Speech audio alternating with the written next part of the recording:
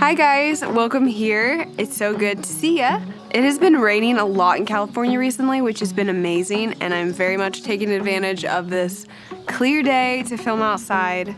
The birds are chirping in the background. You'll probably hear a lot of other animals. Today I wanted to do a video about a 2-year-old in a tiny house, and I'm gonna go through just a few different categories. So I'm just sharing these things just to be honest about like where we're at and just kind of just put it out there, and I hope that it just inspires and encourages some of you. So first, with toy storage, we keep all of our toys for Zion in the garage, except for the ones that he's currently playing with. So I just went to Target and got a bunch of storage bins and then got a labeler on Amazon and just labeled everything and put it into different categories. That's really helpful that we're able to have space in the garage for that specific reason. Otherwise, he would have a very small amount of toys, which I'm grateful that a lot of the toys that he has have either been given by Lovevery or been given from family and friends, or I've gotten at the thrift store, so that's been nice. And I still rotate his toys about every 2 weeks. My parents' giant German Shepherd who is like 130 pounds. So yeah, as you know, Zion did have a birthday recently, which is why this video is called 2-year-old in a tiny house. One of the things that we gifted him was a Lovevery play kit. He loves everything from Lovevery, and it just brings me joy knowing that he's enjoying them. And I specifically chose the Helper play kit because it has this super cute play sink, which you just fill with water in the bottom and put some batteries in, and it like shoots the water out like an actual sink. He loves that thing, and it is so nice for just days when it's like the weather is really nice and he can go outside and just play with that. He loves playing with water and washing his hands, so that's definitely one of his favorite things I think he's ever gotten from Lovevery. And then just all of their other toys and their play kits are just so intentionally made, and they're useful not just for the months that that kit is designed for. Kits that were for 1-year-olds, I bring out and rotate continually, and he still enjoys them and loves them. So all that to say, I just can't recommend Lovevery enough. I will link my affiliate link down below, and I'd appreciate it if you use that link. Thank you so much, Lovevery, for sending us these amazing play kits, and my child will get so much use out of them. Next category is sleeping. Sleeping has been very rocky. A few months ago, I kind of like became lackadaisical, and Zion was crying through the night a lot, and he was banging his head on his crib. I don't know personally another person that their child has done this. He would just bang his head really, really hard over and over and over again to where it would physically move his crib off the wall. So that's just kind of been a struggle for about a year. He's been doing that. And then just one day a few months ago, I was like, I'm just kind of done with this. So I cuddled with him on the couch, and then he quickly got used to that. And for about 3 months probably, I slept with him on the couch. I'm not proud of that, but honestly, it was just like, I'm so tired of just the struggle of him hitting his head and just not getting a good night's sleep. So every night I would just take off our like couch pillows, and it would become like a twin-size bed, and that's where we would sleep up until last night, for real. I was like, you know what? I'm filming this video tomorrow. I'm gonna put him in his crib. He thankfully did not hit his head that much. He just cried for hours. He was not like physically hurting himself, so I wasn't super like concerned. And he wasn't really like crying. It was just like, I want mama, I want dada, I want mama over and over again. I'm kind of like actually proud of myself for pushing through that last night. He did take a nap in his crib today, which is another big step. And then the whole situation with when he starts to climb out of his crib, we're gonna have to figure out something with that. He hasn't climbed out yet, but he's kind of like put his leg up to try.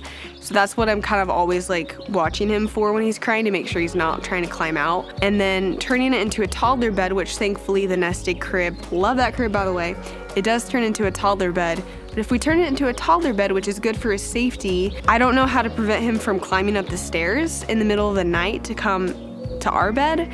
And that to me is like terrifying because it's very high, and he's not allowed to climb it, and he doesn't climb it. Every different season that we kind of step into with like having a kid in a small house and having those restrictions, it is a new thing that we kind of have to figure out, but we've adjusted well so far. So as long as we are gonna be in there, we'll just have to keep adjusting. I'm not like putting so much pressure on ourselves to make it right or be perfect, because the fact is, like, we don't have a normal house. We don't have a house with a bed downstairs or like separate bedrooms. So we're just gonna have to like make do with what we have. So I just wanted to open up and share about that. I'm sure so many of you have different stories about your kids and sleeping and challenging circumstances, but just want to tell you that you're doing great and don't be so hard on yourself. Next category is outdoor play. With having a very small house, outside play is extremely important, and if you have the space for it, definitely take advantage of that. And when the weather is nice, we spend 75% of our day outside. It's nice because my parents do have some animals. They have dogs, a couple goats and chickens, so he has like a lot of things to entertain him with. The goats are locked away, but he can like pet them and stuff, and he just honestly entertains himself. A lot of the times, like after breakfast, he'll want to go play outside, and he puts on his shoes and I'll just crack open the window and listen for him. But I can do dishes, I can clean up after breakfast, I can do laundry and do other kind of household things and just listen for him, and he's like just playing around outside. He also just has a lot of like random cars and different kinds of things, chalk, water play, just a lot of like outdoor activities. That has been a huge blessing, and I would highly encourage that if you have those resources and things available. Bathing, we do not have a bathtub in our house, but my parents do have a bathtub, so he will either take a shower with me or he'll take a bath in my parents' house, and that works out just fine. As far as meal times, we have a dining room table, but we don't have like 2 chairs, so we don't sit down and eat dinners together, unfortunately. We'll usually like kind of all stand in the kitchen, Luke and I, or one of us will sit down, or we'll sit together in the living room. But Zion does have a little chair that sits on the ground with a tray. That's where he eats his meals because it's contained and he doesn't make a mess. Now I just wanted to kind of talk about the future and like what that looks like for us.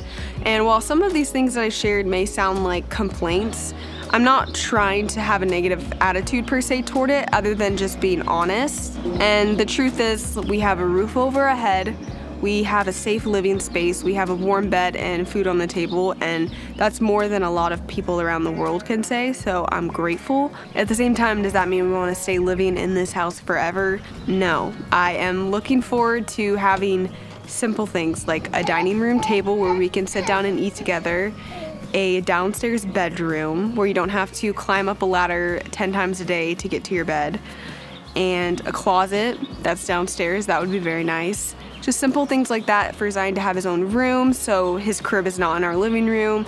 But honestly, we're making it work right now, and just practically, we don't want to have to rent if we don't have to. The next step for us is we want to buy a house, or we want to buy some land and build a house. We're open to both of those options, and we want to not just jump into something and then regret it and be like in so much debt. We want to just really make the right choice. If that means like waiting another year or two and being patient, like we're willing to do that. We thought we were gonna be able to buy a house this year, but the more we are looking at it, we might not be able to even really consider it till next year. So anyway, if you guys want to pray for us, that is a prayer request, just the open doors for us to buy a house when the time is right, and for us to really hear God and know where and when and all those details. So yes, I just wanted to share a little bit about that. Thank you guys so much for watching, and I'm sure that there are things that you're curious about that I didn't go over. For us, it's like normal life every day. We're living in this house,